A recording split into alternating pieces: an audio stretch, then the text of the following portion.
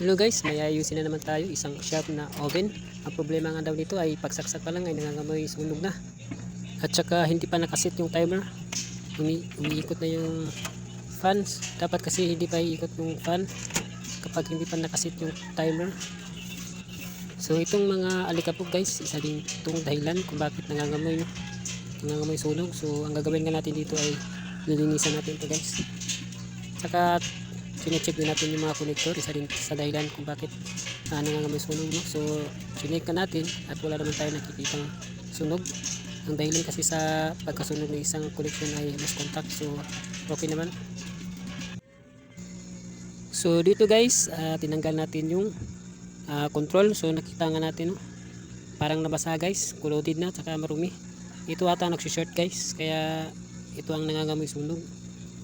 Parang binahayan ng mga ipis guys. So dito guys, kinaskas lang natin, no? Tinanggal natin yung mga dumi, saka yung pati yung mga corroded, no? So tatry lang natin to guys kung gagana pa to guys. So mas maganda guys, papalitan na ng bago. Dito itatry na nga natin to kung gagana. So gumana naman siya. So ayan, nawala na yung pagsaksak ay ilaw, wala na. So ito coffee, pihit lang muna tayo, tsaka start. So ayan, tsaka pag gumana guys, oh. Check natin ito guys kung umiinit ito guys.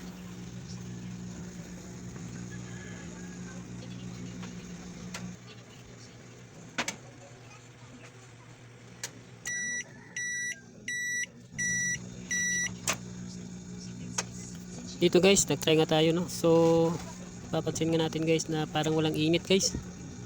Kahit kunting init wala. So may problema pa to guys. Ang gagawin natin guys, check natin itong magnetron. Ito kasi dahilan guys kung bakit walang init. So dito i-check natin itong fuse dito sa transformer. So yan, pagbukas natin ay natanggal yung connection ng fuse, no? Yung spring na yan guys, natanggal lang siya guys. Hindi siya pumutok guys, natanggal lang. So ibabalik lang natin ito guys. Tsaka isa pa guys, check natin itong high voltage. Yan, baka sira na rin yun guys. Pero sa tingin ko okay naman guys, natanggal lang yung fuse. Na-check na rin natin itong magnetron, wala namang shorted. So dito, for testing na tayo. So ayan, start.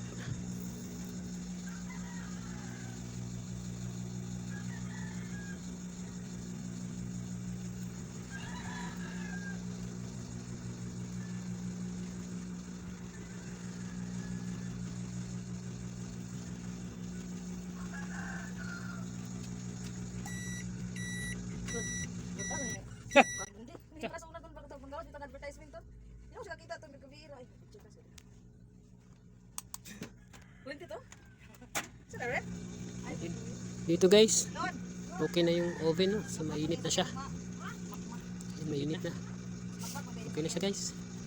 Kumang ka di ay?